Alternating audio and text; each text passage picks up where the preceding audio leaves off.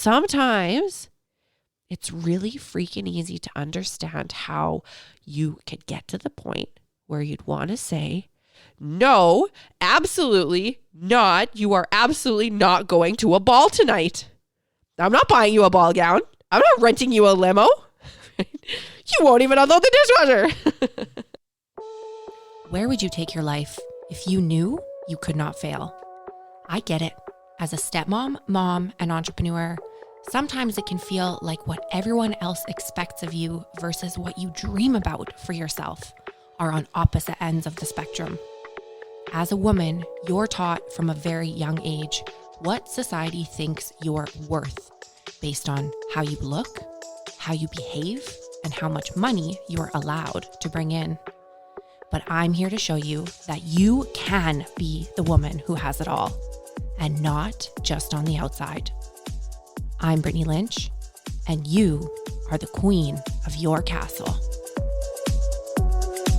Hello, hello, hello. Welcome to another episode of the Queen of Your Castle podcast. I am your host, Brittany Lynch, back for part 2 of an episode that we have gotten a lot of great feedback on so far.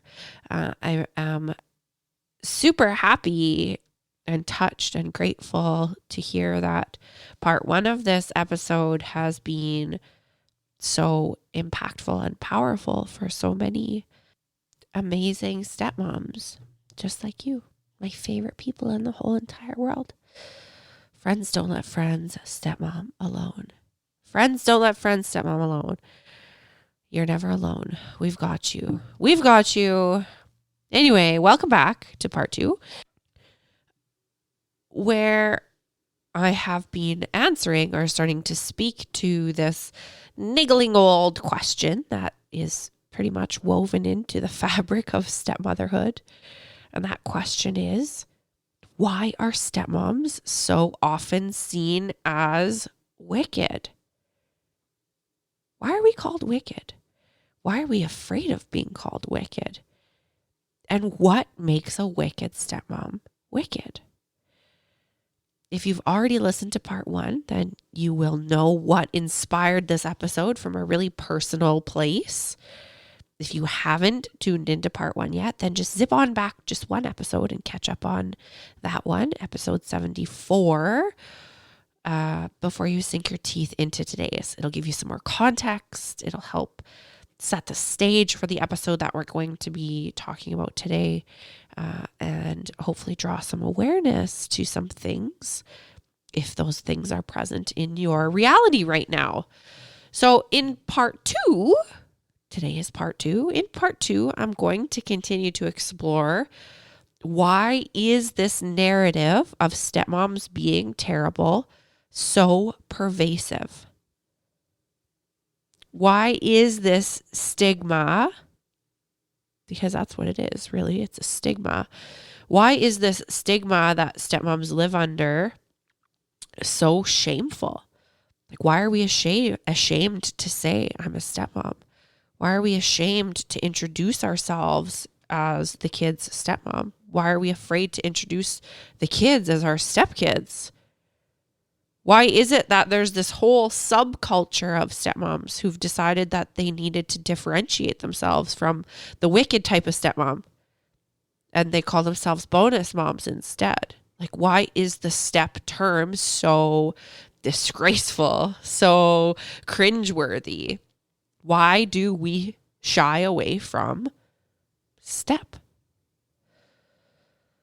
If we, you and I, and all of our friends around the world are going to change this narrative around stepmoms being evil, then we're going to have to take a look at and know exactly what it is that makes a wicked stepmom wicked. Because if we don't know what we're doing, if we don't know what is controlling the narrative, then we can't be consciously aware of it to change it if it needs changing. Now, I cannot tell you the number of times that I've started working with stepmoms who've basically dug themselves into these really deep, dark holes because they have been trying really hard not to be seen as the wicked stepmom. I've heard from so many people. I had a stepmom growing up and she was awful to me. I had a stepmom growing up. She was terrible. I had a stepmom growing up. She was wicked. I don't want to be anything like her. Or I know what they say in the fairy tales, right? I don't want to be seen as this wicked stepmom. So on the contrary, what so many of these women have ended up doing with the intention of not being seen as wicked is that they have essentially sold themselves out. And I mean, I say that with nothing but love and compassion, and I should probably choose better words than sell out because that doesn't feel like it fits. It was just the first thing that popped in my head. What I mean is that so many stepmoms really have a way of losing themselves in this dynamic by trying not to become wicked, by trying not to be perceived as someone who is wicked or evil or whatever. And it's my job and responsibility as your coach, as your mentor, as your guide, as your counselor, to call these patterns out, because I see these patterns day in and day out that keep stepmoms feeling trapped or feeling unfulfilled or feeling resentful or giving more than they can give, or all of these things that end up leading so many women to my virtual doorstep. And I say this, I bring this up because I watch this community of women who I love so much, and I fight for you day in and day out.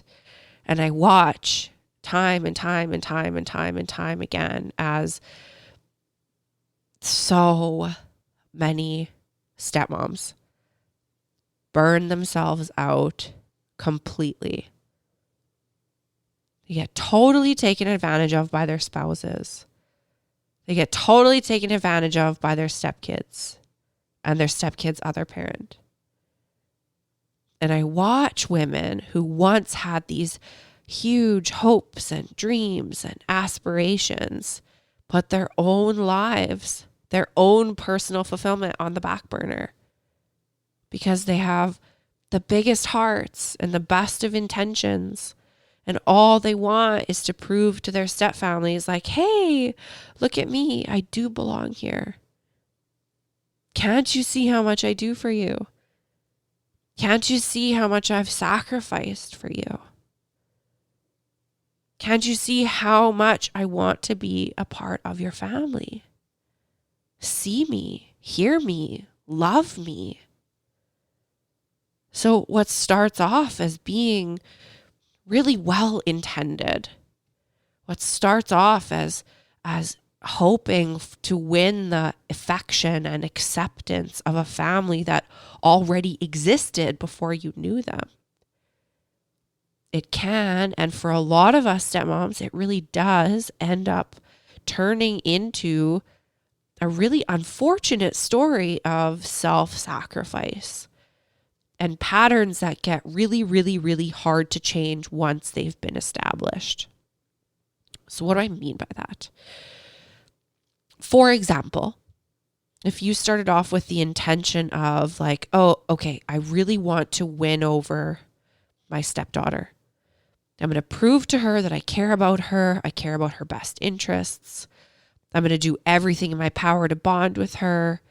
And that turns into some sort of self-sacrificing-ish behaviors, like every time she asks you for something, you say yes, even when you want to say no, because you want to get on her good side. You want to win her over. And so eventually this can create a pattern where she knows she can come to you for a yes answer all the time.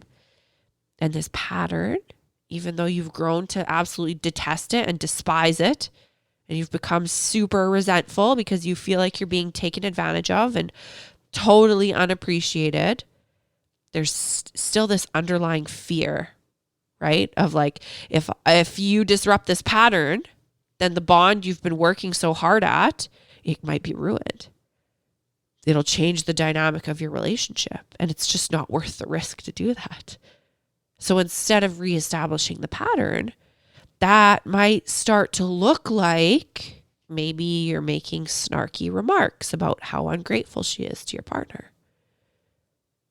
Maybe that looks like venting to your friends and your family about how this girl has no regard for your time and you give an inch and she takes a mile and da da da da. And trust me, I get it because I have the insider view, right? I'm here on the inside with you. But to others looking in, on the outside looking in, that would be the sort of behavior that could potentially classify a stepmom as the wicked kind of stepmom, right? I'm not saying it's fair, and I'm not saying your frustrations wouldn't be warranted and justified because, obviously, right? And that's why today's episode is a little bit of a paradox. Because something I've noticed is that in this really well-intended quest that a lot of stepmoms start off on, this quest of not being seen as, not being lumped in with or painted as or mistaken as the wicked stepmom, what tends to end up happening is that a lot of women will start to take on kind of people pleasing or appeasing or conflict avoidant tendencies.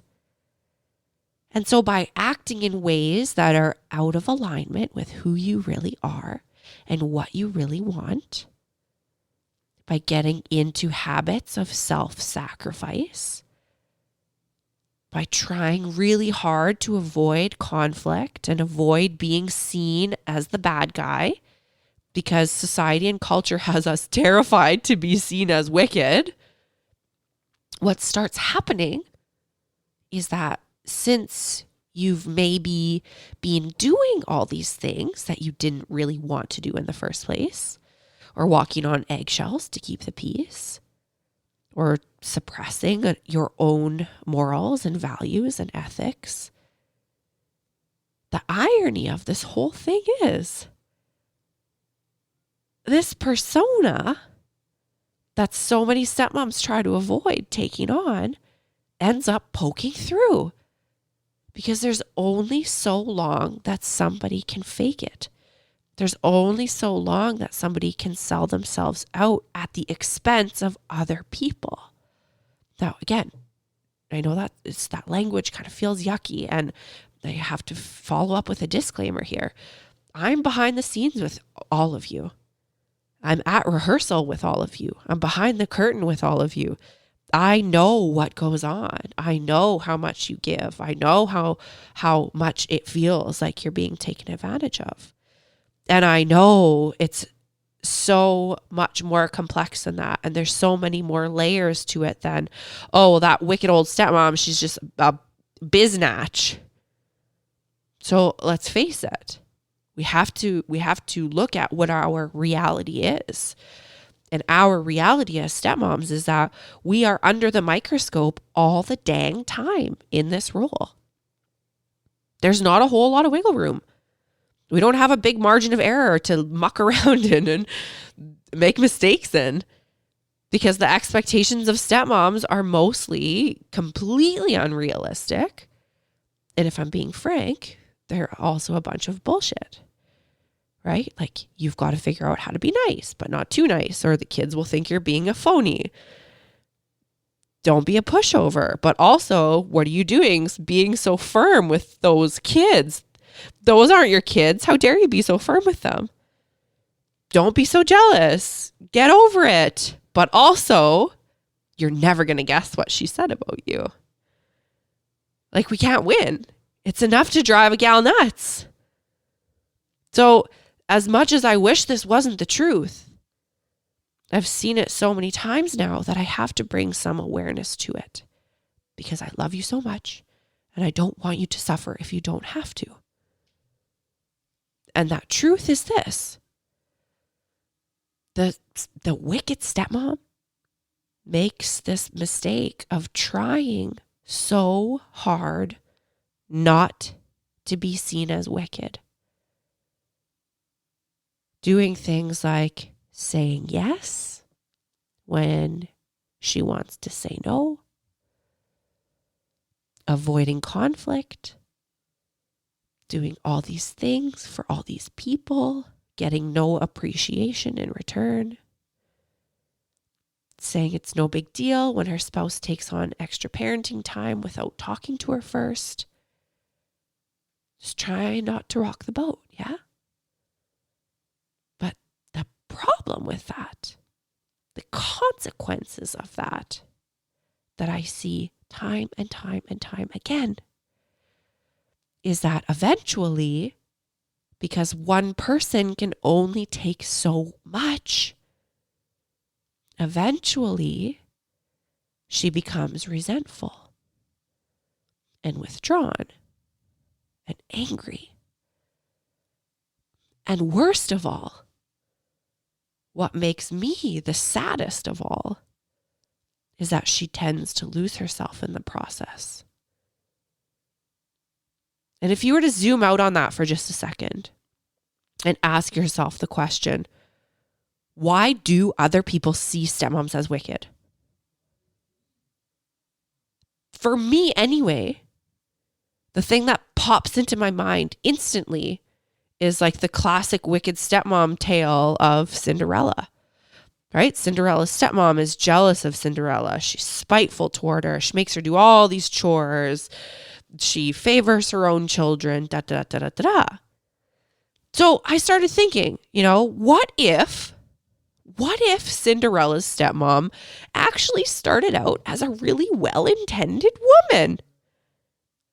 Like, what if she made this fatal error of the wicked stepmom, the unintentional wicked stepmom, where she started out, for example, by not communicating to her spouse that she wanted some more quality time, just as a couple, just couple quality time, no kids.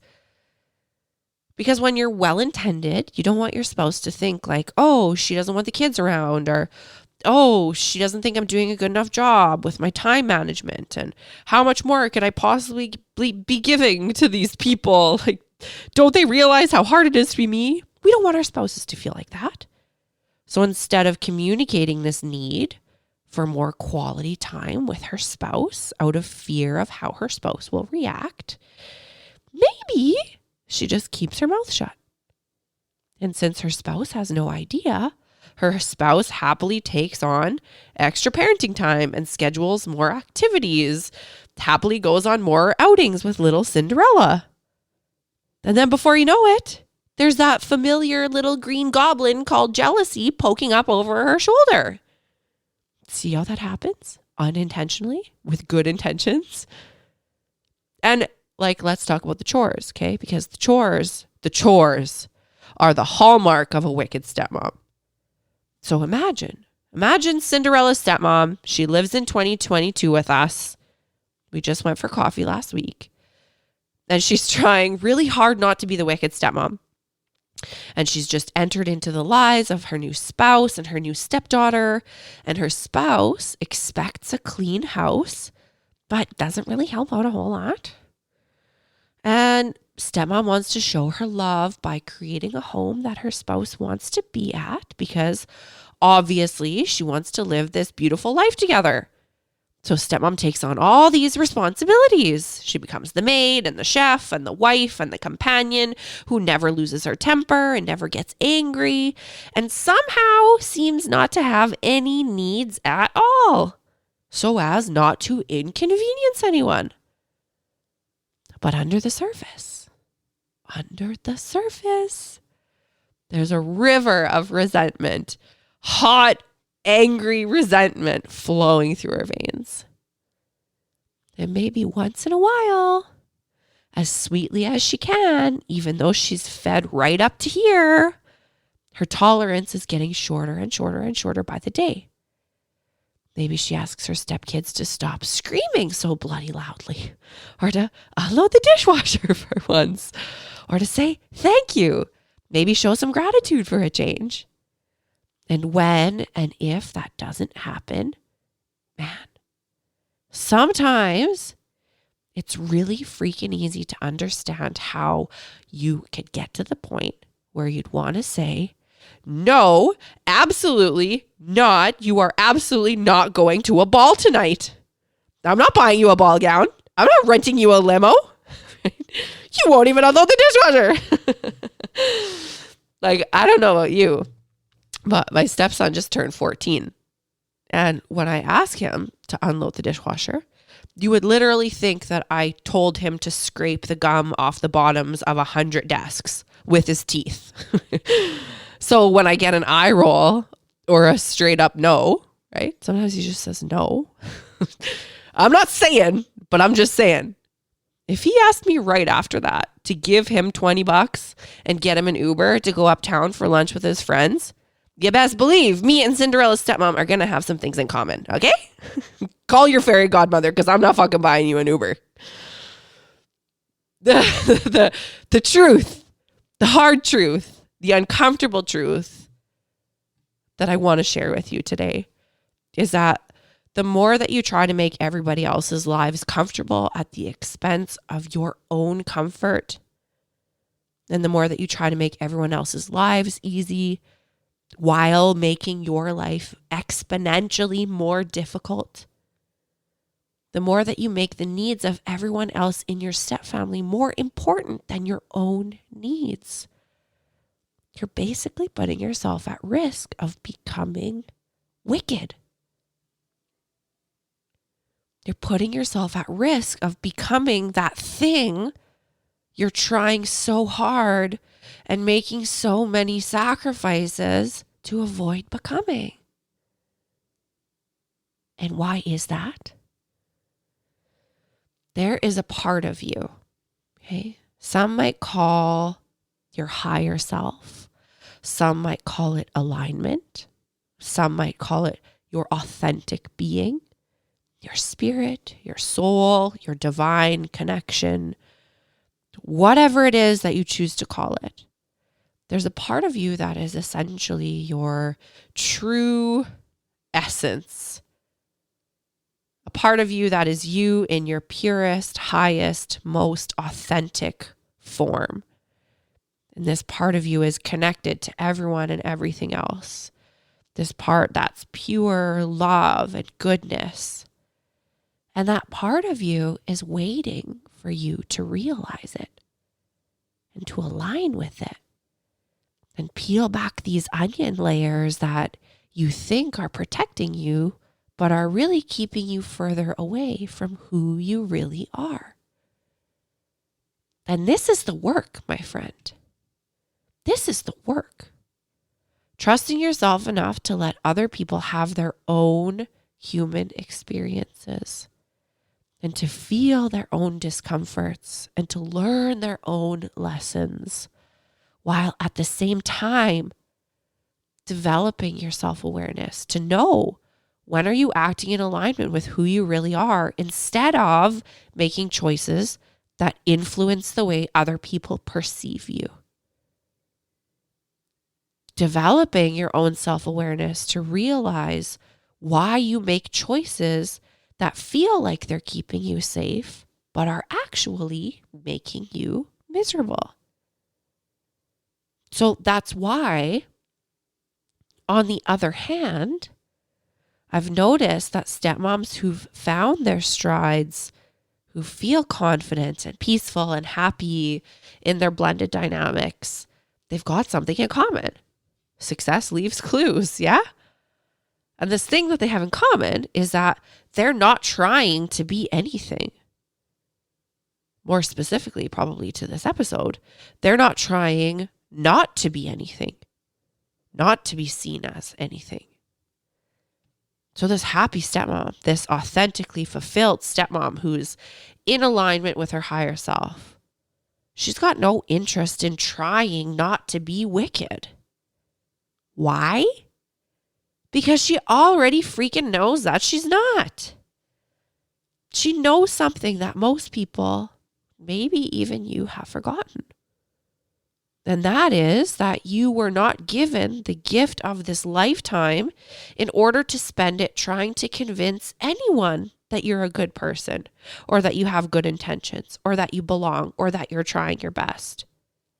Because when you're aligned with who you really are, when you're working from the place of what feels good to your soul, when you trust yourself to make decisions that are for your highest good, then you will trust with everything inside of you that your time and your energy are too precious to be wasting on anything that doesn't create more expansion and health and wealth and happiness in your life.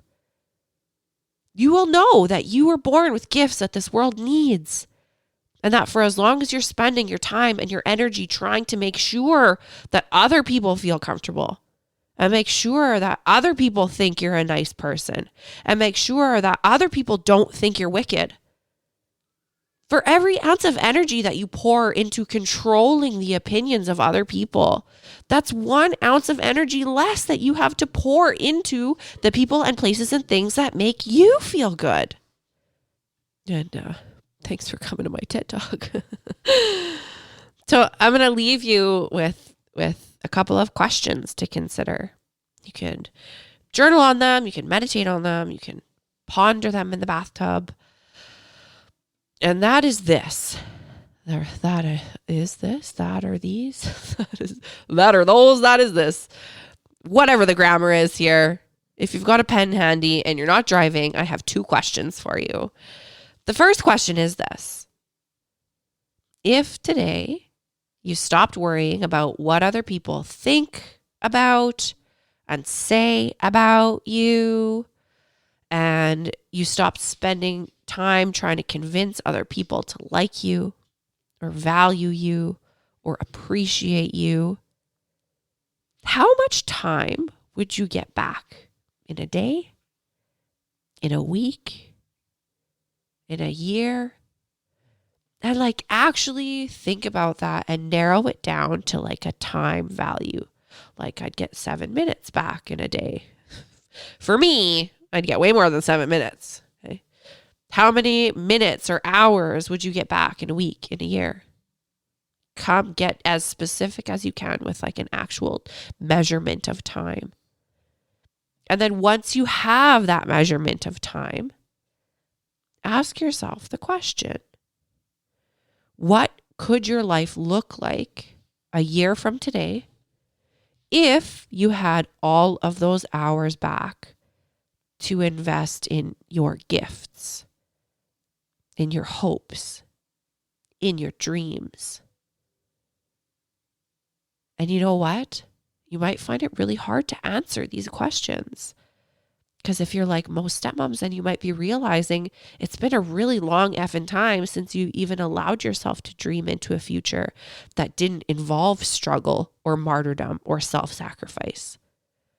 There's so many layers underneath that, right? There's so many reasons why women especially choose paths of suffering and self-sacrifice.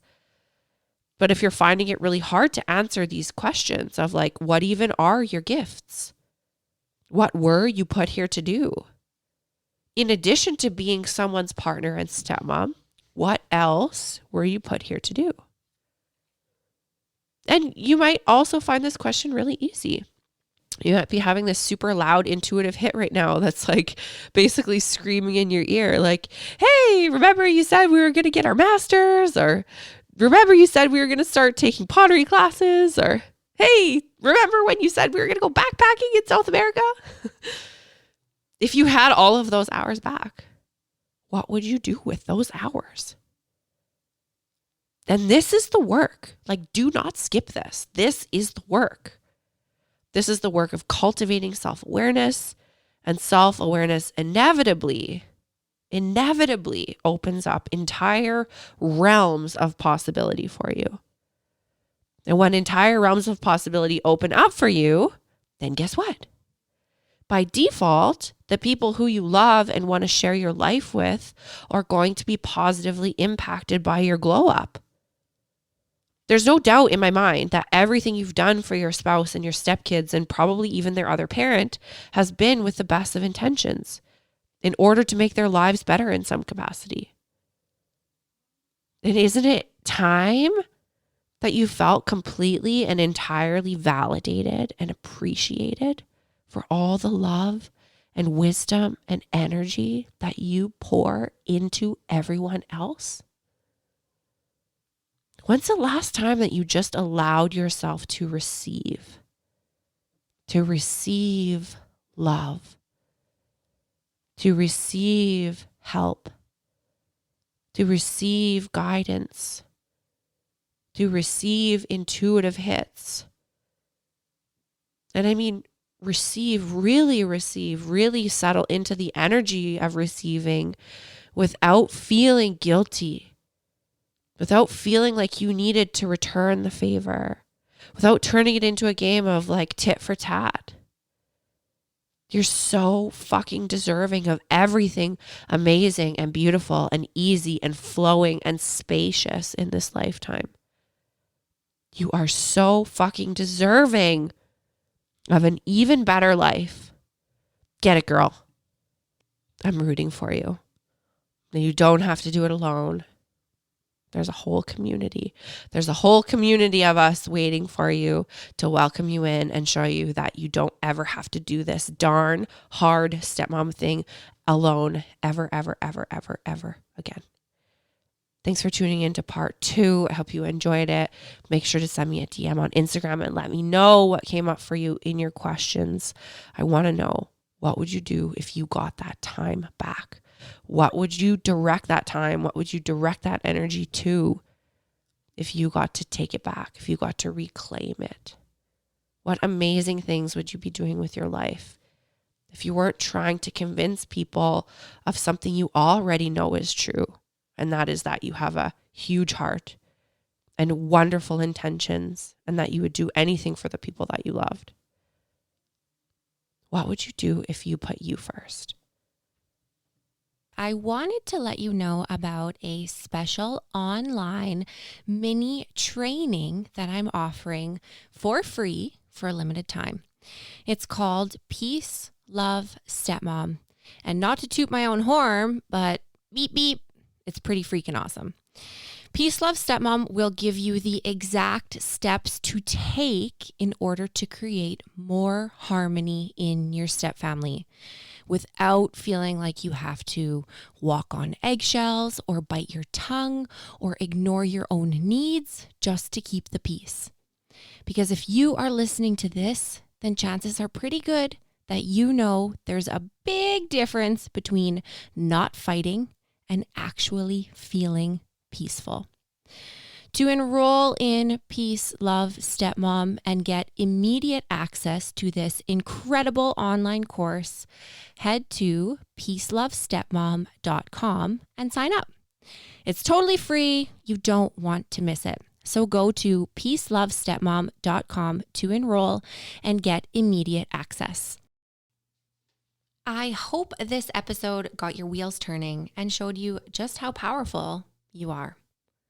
I would invite you to take 30 seconds and tap subscribe to this podcast. When you subscribe to the podcast, then rest assured you will never miss an episode. And in no time, spinning your wheels will be a thing of the past. Thank you for listening and subscribing. And if you enjoyed this episode, it would mean the absolute world to me if after you subscribed, you jumped on over and left me a 5-star review, and better yet, a written review. I am on a mission to let every mom and stepmom know that you can create the life of your dreams. And I need your help to change the world. The world needs us. Thank you so much for subscribing and leaving me a 5-star review. I will see you next week.